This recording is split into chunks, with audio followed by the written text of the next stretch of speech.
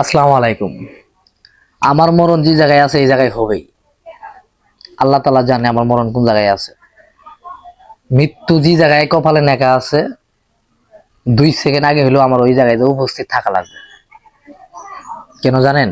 এই যে নিচে ছবি দেখতেছেন মরহুমা নাসিমা আনা প্লাজারের ঘটনা সবাই জানেন। ওখান থেকে উদ্ধার হয়েছিল, এই নাসিমাকে জীবিত উদ্ধার করছিল। চাপা পড়ার পরেও 72 ঘন্টা পরে নাকি তাকে উদ্ধার করা হয়েছিল। তার মরণ হয় নাই, তার মৃত্যু হয় নাই, কিন্তু অবশেষে দৌলতদিয়া বাস দুর্ঘটনায় পানিতে ডুবে মারা গেল এই নাসিমা। আমরা সবাই কিন্তু ছিলা।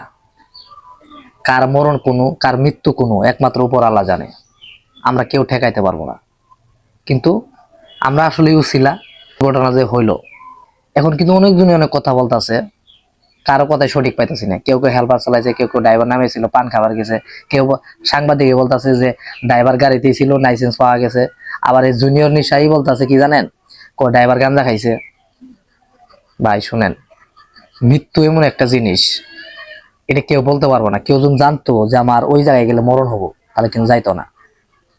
আমার জেলা জামালপুর, আমার মৃত্যু কোন জায়গায় হবো, কোন জেলাতে হবো, আমি কি বলতে পারবো? জীবনও বলতে পারবো না। একমাত্র উপর আল্লাহ জানে।